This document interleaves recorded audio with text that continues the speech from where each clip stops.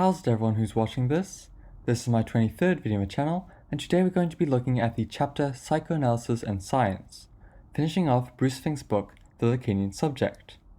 This section essentially wraps up the book and is composed of 7 subsections.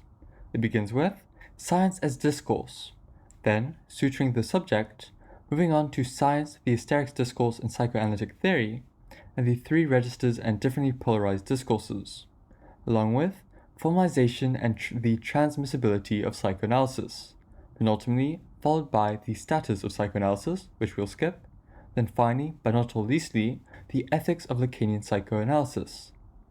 Fink begins this chapter by saying that the relationship between science and psychoanalysis in America is often stated in the most naive of terms.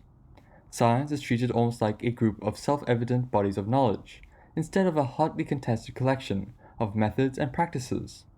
Despite the fact that there is no real agreement between scientists, philosophers, and historians about what exactly constitutes a science, in his words, every affirmation in the US must seek its stamp of approval from the recognized scientific authorities, and the solution to every problem is expected to be provided by hard science. As he says in the title of the first subchapter, science is a discourse, one amongst many. It isn't the be-all and end-all of rationality, and shouldn't be treated as such. In fact, there are actually multiple different scientific discourses, from its worst form under the university discourse we spoke of last episode, where it acts to soullessly exhaust a field, to those that fall under the hysterics discourse, where it takes the form of innovation and a search for knowledge. With this, we get to the second subchapter, titled Suturing the Subject. Lacan in the 1970s was quite focused on the idea of turning psychoanalysis into a science. As such, he asked himself, do all presently existing scientific discourses have something in common? The answer is a yes. In all sciences, the subject is neglected and excluded, treated as insignificant to the field. Additionally, to Lacan, science isn't truly a pursuit of truth and its cause. Instead, it deals with truth only insofar as it can be reduced down to values. Take this table for instance. Here, T corresponds to true and F to false, in the case of 4 possible combinations of propositions. One such example could include saying that 1.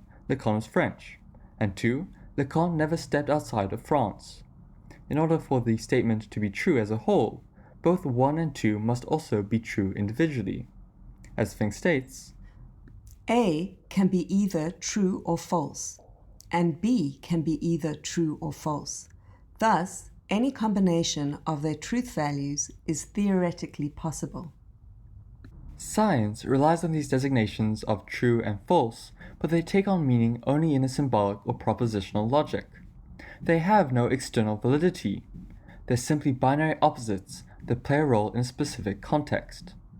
Fink goes as far to say that science doesn't care about truth with capital T, which it relegates to other disciplines like poetry, literature, religion, and philosophy. This is in stark contrast to psychoanalysis, focused as it is on grasping the real or the impossible.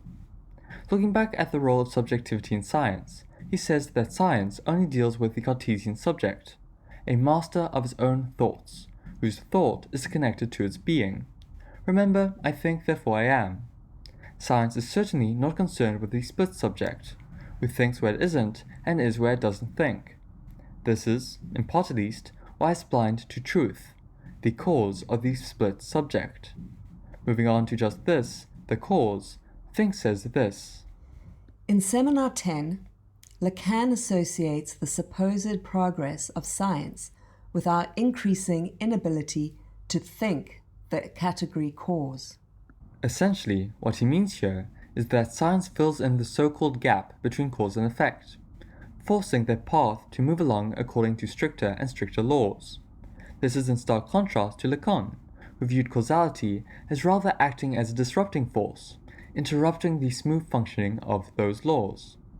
The thing that distinguishes psychoanalysis from other sciences, like linguistics, is that it takes that into account, examining the subject's relationship with it.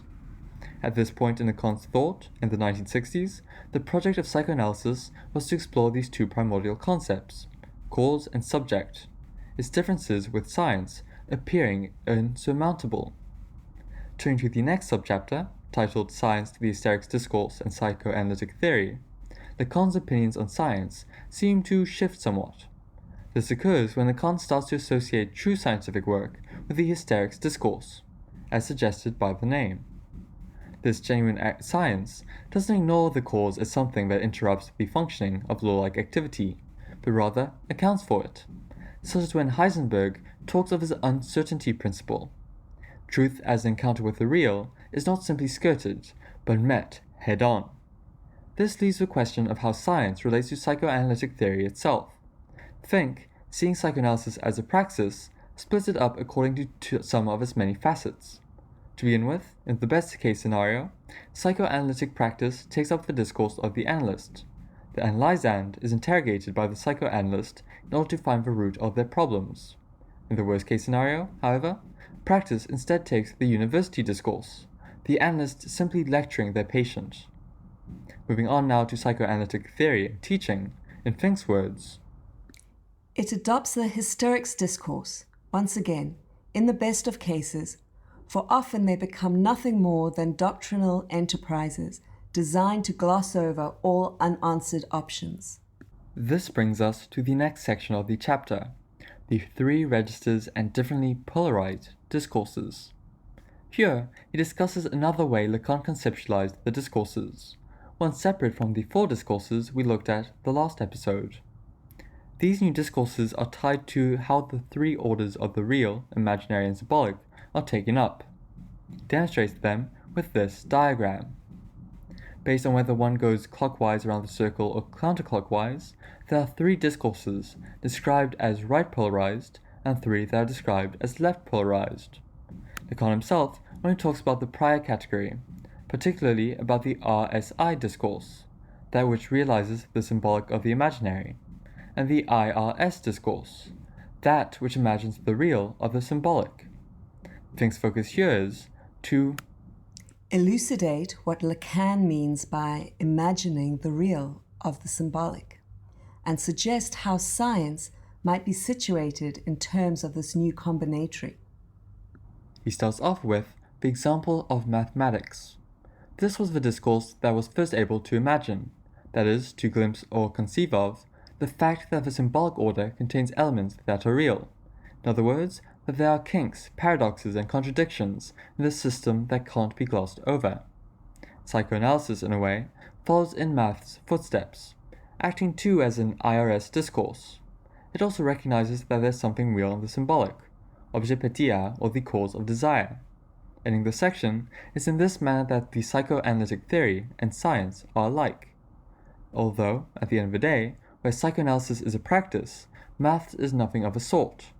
Whereas the latter simply studies the real, the former acts to change it, or at least change its relationship with the subject. We now arrive at the third to last chapter, Formalisation and the Transmissibility of Psychoanalysis. Fink's concern with this section is to explain Lacan's concept of mathemes, which he used in an attempt to formalize psychoanalysis as a discipline. As a term, matheme is modeled off the words phoneme, semanteme, and mytheme, the smallest units of speech, meaning, and myths, respectively. They refer to the many symbols we've used throughout the series, from S1 for master signifier to phi for phallus. From these symbols, Lacan was able to generate quasi-mathematical formulas like this one to explain his theories. Formalization was seen by him as integral to transmissibility, the ability to communicate something from one person to another.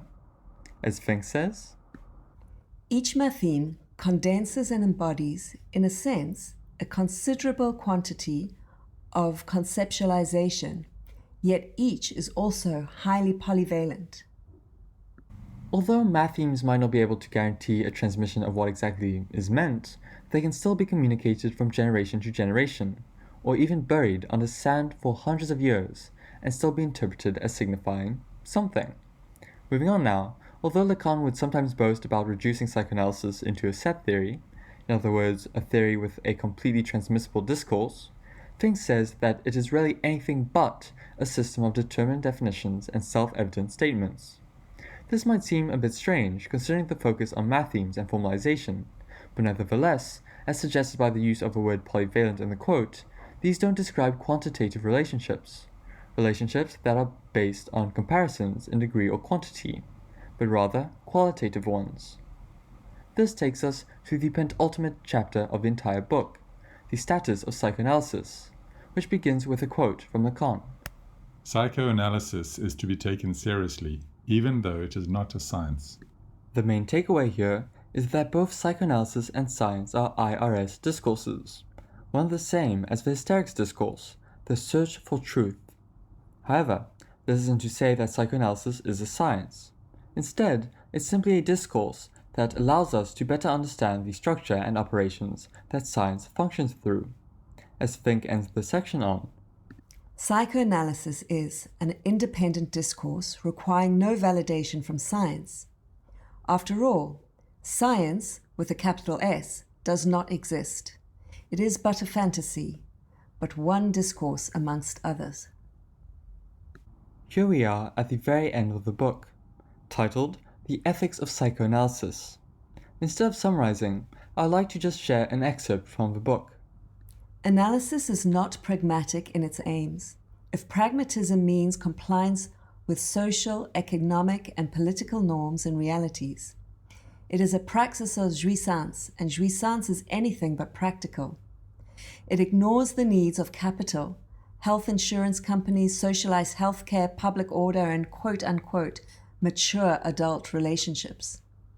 The techniques that psychoanalysts must use to deal with jouissance wreak havoc on the principle that time is money and on accepted notions of professional conduct.